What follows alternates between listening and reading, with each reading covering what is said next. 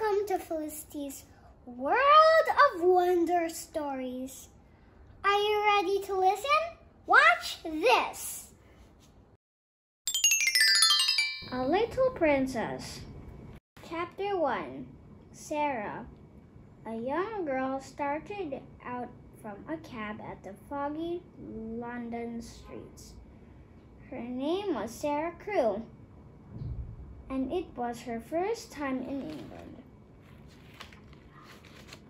She had come with her father the week before on a huge ship all the way from India, and tomorrow her father would be sailing back without her. The cab stopped by a dull brick house. Outside was a large brass sign that read, Miss Mitchen's boarding school for young ladies. Is this the place, Papa? Sarah asked hesitantly.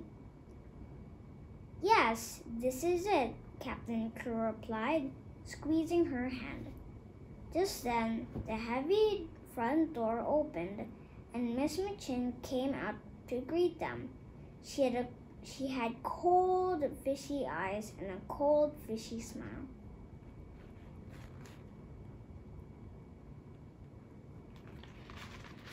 You must be Sarah, she said. Welcome to your new home. Oh, what a pretty child you are. Behind Miss Mitchen came Miss Amelia, her younger sister.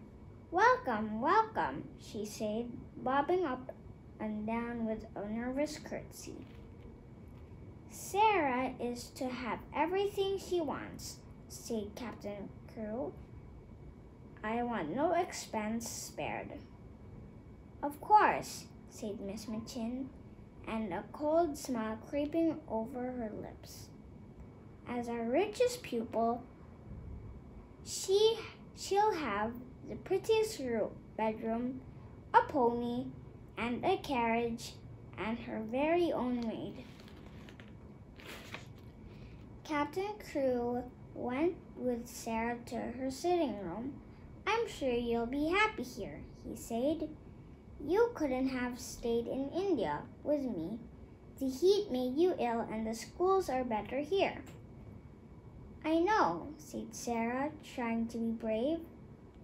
But now the moment had came to say goodbye.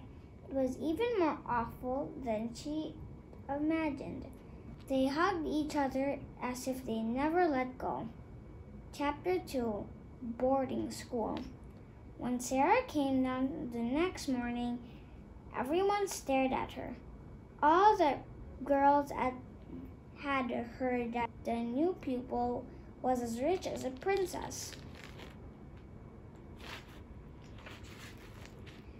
She's even got a French maid, whispered Jessie, one of the older pupils. I saw her trunk. It's full of fur coats. Well, Jessie's friend Lavinia added spitefully, I heard Miss Mitchen say her clothes were ridiculously grand for a child. Until Sarah arrived, Lavinia had been Miss Mitchen's best-dressed pupil. Now Sarah would take her place. The other girls soon adored Sarah. She held tea parties in her sitting room for the younger children and let them play with her doll, Emily. In the evenings, she made up stories of kings and queens and beautiful princesses. The others sat before her and listened entranced.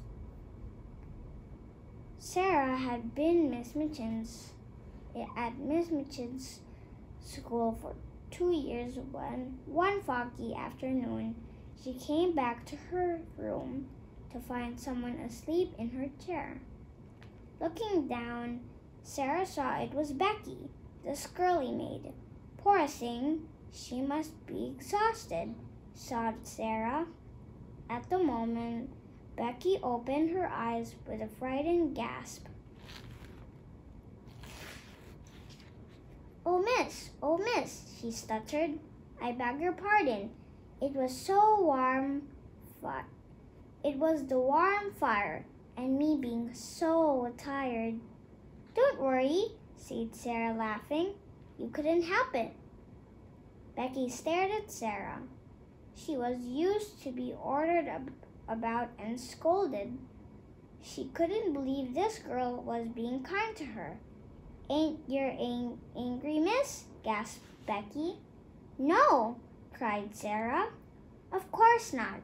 We're just the same, you know. I'm only a girl like you. It's just a chance that I'm not you and you're not me. Would you like to stay a minute? Sarah added. You could have some cakes. Becky devoured all the cakes in hungry bites, all the time gazing at Sarah in wonder. I think you're like a princess, miss, said Becky. I'd love to be a princess, said Sarah. Perhaps I'll begin pretending I am one. I could think of ways to help people, like a real princess. Will you come see me again, Becky? Oh, please, said Becky, and hurried out of the room before Miss Mitchin found her.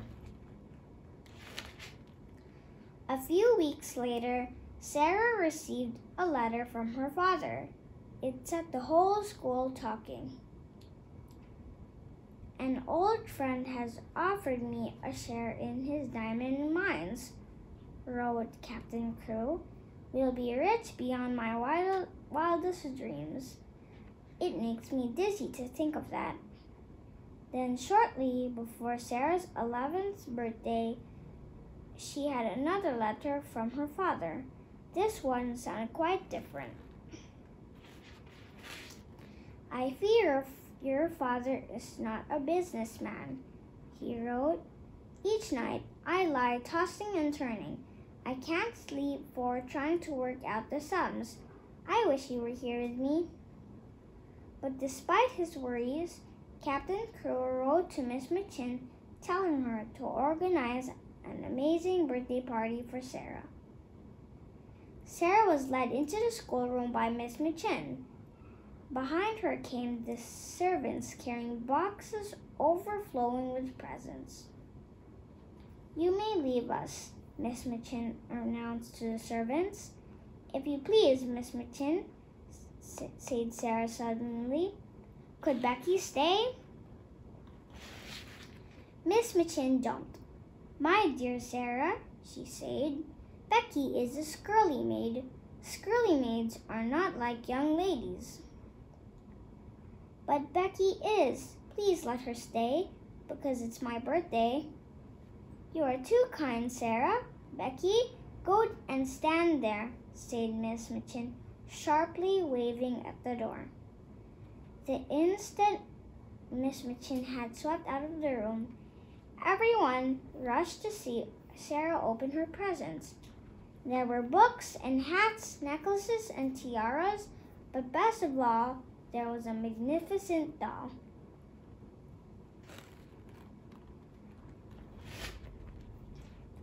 A little while later, Miss Amelia popped her head around the schoolroom door. You're to go for tea, girls. A solicitor had arrived and Miss Mitchin wants to talk to him in here. After the talk, Miss Mitchin was enraged. Where is Sarah Crew? She snapped to her sister.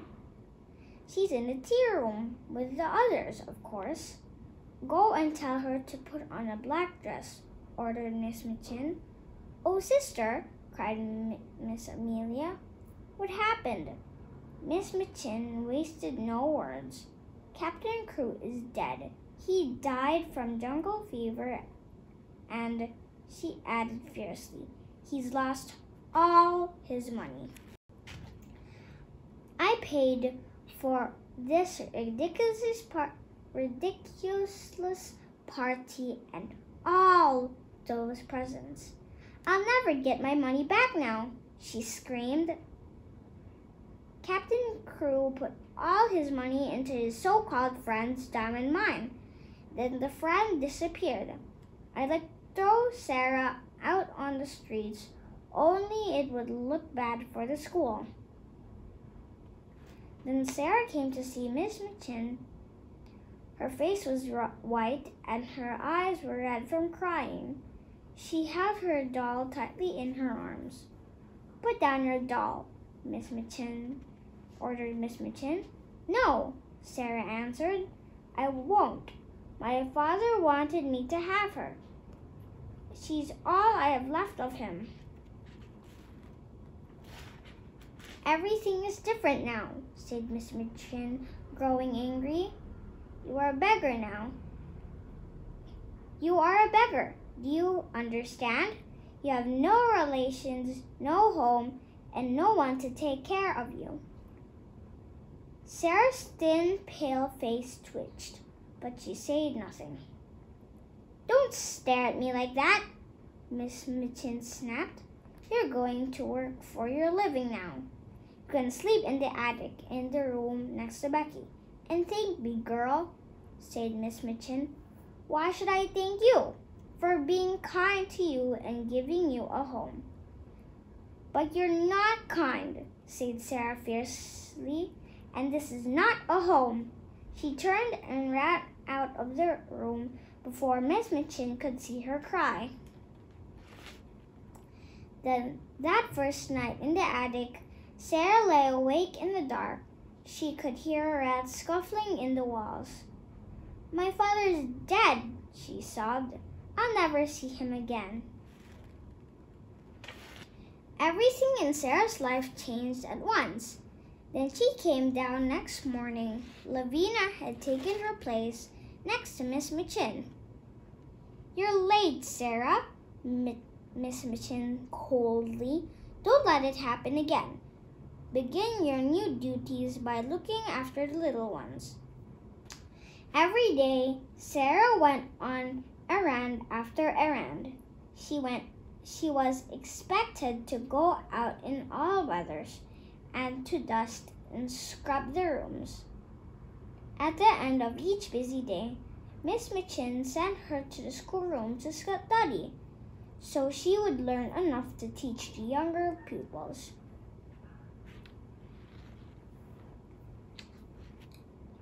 Over time, Sarah's frocks grew shorter and shabbier, and she became thin and pale. The other pupils stopped talking to her. To think she was the girl with the diamond mines, scoffed Lavina. Now she's nothing. "I won't cry," thought Sarah, biting hard on her lip. "I won't." Her only friend was Becky. They had little chance to talk during the day, but each night Becky crept into Sarah's room. "Let's pretend this room is covered in thick, soft rugs," said Sarah. "Over in the corner there's a little sofa with cushions you can curl up on and a blazing fire."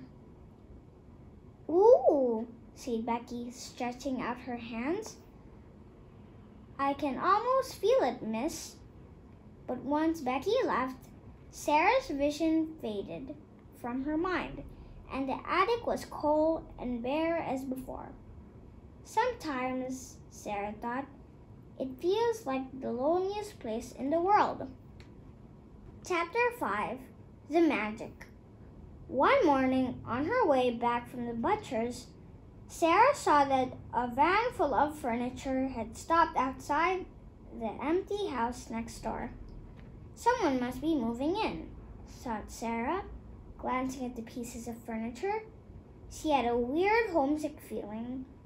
They reminded her of the things that she had in India. "In English, gentleman has moved in," Becky told her that night. "He come from India, and his name is Mr. Carrisford. He's rich, but he's been very ill." When Sarah next looked out of her window, she heard an odd little squeaky sound coming from the next door attic. Sarah looked over and saw an Indian man servant, a Lascar. She said to herself, he was holding a small chattering monkey. As the Lascar smiled at her, his hold on the monkey must have loosened. Suddenly, it broke free, ran across the slates, and jumped into Sarah's attic. Shall I try to catch him?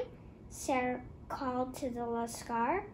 No need, Missy Sahib, he answered. I am Ramdas. Ramdas, will come and get him. In no time, he had skipped across the rooftops, and slipped through her skylight. Ramdas bowed to Sarah, then caught the monkey with ease. My master is very fond of this little one, he said, stroking the monkey. He thanked Sarah, bowed once more, and went back across the rooftops. He smoked me as if I were a princess, not a servant girl, thought Sarah, but my clothes might be in rags, but maybe I can still be a princess inside. Meanwhile, in the house next door, Ramdas was telling his master about the little girl in the attic. Poor thing, said Mr. Carrisford. He looked up at his friend. Do you suppose, Phillips, he said slowly, that the child I am looking for is living like the little girl next door? No, said Mr. Phillips soothingly. I'm sure the little girl you are looking for is the one in Paris, and she seems to be in good hands. I can't be sure. After all, her name is different. They pronounced it Carew instead of Crew. But the circumstances are so similar, said Mr. Phillips. An English officer places his motherless little girl, then dies suddenly after losing a fortune.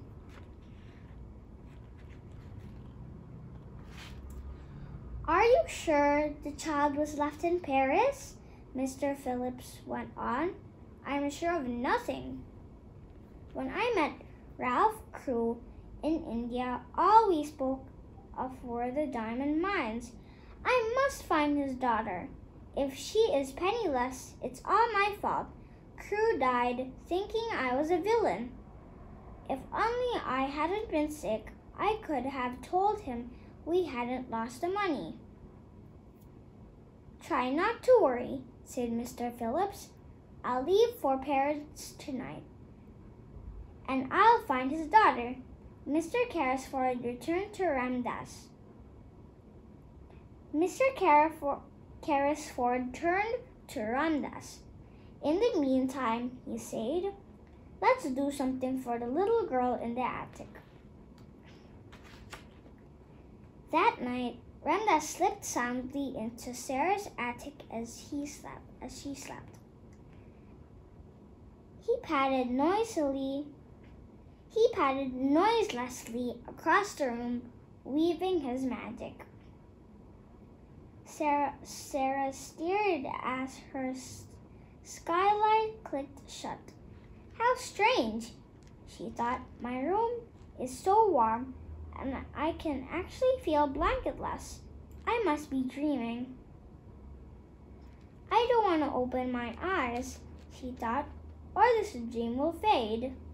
But it felt so real, she couldn't resist opening it, and the dream didn't melt away. There was a blazing fire in her room, blankets and rugs, and a feast laid out on the table. It's magic, thought Sarah. There was also a note to the little girl in the attic from a friend. Then, when she saw it, Sarah burst into tears. "Becky, Becky," Sarah whispered as loudly as she dared. "Wake up! Come and see the magic." Chapter 6. The Other Side of the Wall. At the end of each long day, Becky and Sarah now climbed their attic stairs to find a fire blazing merrily and plates piled with food. Miss Mitchin couldn't understand why Sarah and Becky were so cheerful. "Perhaps Sarah is a princess after all," sighed just Miss Amelia. "How else could she cope so bravely?" Don't be ridiculous, snapped Miss Minchin. But she hated seeing Sarah so happy.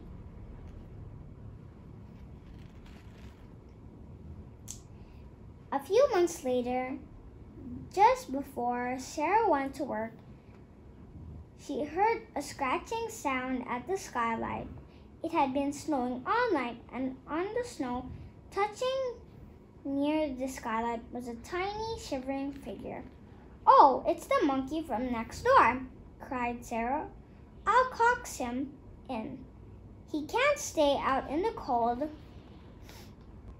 As Sarah was letting in the monkey, Mr. Carrisford was greeting Mr. Phillips in the house next door. He had just returned from Paris. "It wasn't the child we're looking for," Mr. Phillips said sadly. "Her name was Emily, and she was younger than Captain Crew's little girl." Mr. Carrisford sighed. "Well then," he said, "we must begin our search again at once." Perhaps the magic was at work again, for as Ramdas spoke. Perhaps the magic was at work again, for as he spoke, Ramdas came into the room. "Sahib," he said, "the girl from the attic has come. She brings back the monkey." "Your monkey ran away again," Sarah explained. "Shall I give him to the Lascar?" "How do you know he is a Lascar?" said Mr. Carrisford, smiling a little. "I was born in India," explained Sarah, handing over the monkey. Mr. Carrisford sat up suddenly. "And now," he said, "now you live next door, no, but not as a pupil?" "At first I was a pupil," said Sarah. "I was taken there by my papa, but then he died without any money, and now I am sleeping in the attic and work for my living." "How did your father lose his money?" Mr. Phillips broke in breezily. "He had a friend he was very fond of who took all his money and ran away," said Sarah quietly. "What was your father's name?" Mr. Carrisford asked. "Tell me." "His name was Ralph Crewe," Sarah answered, feeling startled. "Captain Crewe. He died in India." "It's her!" gasped Mr. Carrisford. "It's her!" "What do you mean?" Sarah asked. "I spent the last 2 years looking for you," said Mr. Carrisford. "I was your father's friend." "I didn't really lose his money," he went on. "I thought I'd lost it, and that made me ill. But when I was well enough to tell your father, he was already dead." Sarah spoke as if she were in a dream, and I was at Miss Mitchin's all the while, she whispered, "just on the other side of the wall." You need never go back," said Mr. Carrisford gently. "I'll take care of you now." Miss Minchin was furious when she found out. The diamond mines were real after all, she sobbed. Now I'm not going to see a penny of that money in the school fees. And Sarah's taking Becky with her. I don't deserve this when I think of all I did for that child. For the first time in her life, Miss Amelia spoke her mind to her sister. You don't deserve any of Sarah's money, she said. It's your fault for being a hard, selfish woman. Miss Minchin gasped in shock, and from then on, she began to have a little more respect for her sister. The next day, Mr. Carrisford took Sarah out into the garden. So Sarah, he said, what are you going to do with your money? I'm going to help people, Sarah replied, just like a real princess. The end. That's all for now, guys. See you next time to our next World of Wonder stories. See you in the